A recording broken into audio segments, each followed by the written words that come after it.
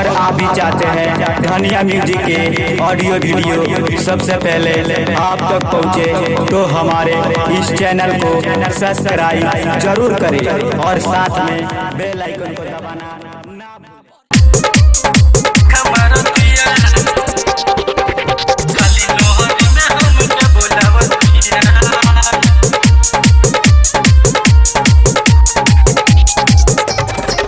होई भैया के साली, होई भैया के साली, होई भैया के साली, होई भैया के साली।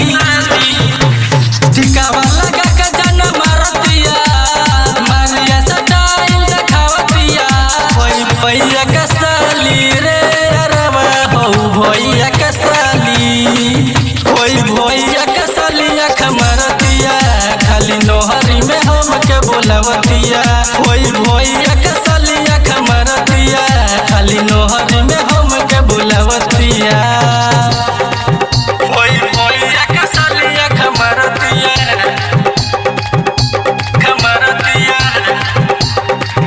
खाली नोहरी में हमके बोलावतिया।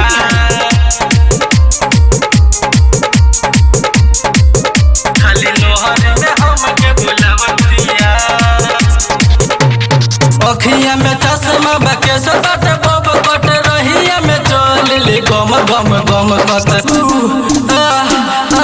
रे दादा। अखिया में चश्मा बके से बट बब कट रहिया में चल ले गम गम गम कत। दूर से खाली देखावतिया, लभ वाला पहाड़ पढ़ावतिया।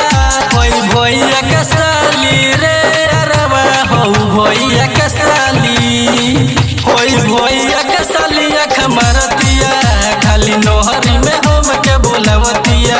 होई भैया के साली आँख मारतिया खाली नोहरी में हमके बोलावतिया।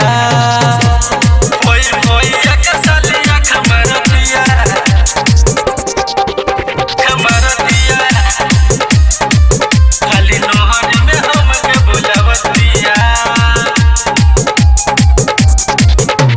रस में रसाइल बाट तोहर जवानी, राइटर कलम सुन आज नहीं मानी।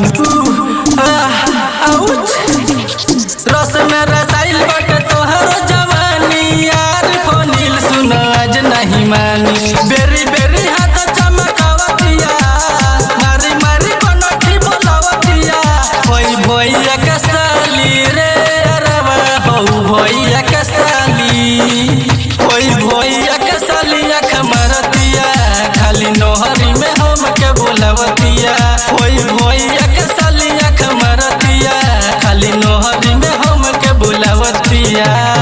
धनिया रिकॉर्डिंग स्टूडियो पोखरिया नेपाल।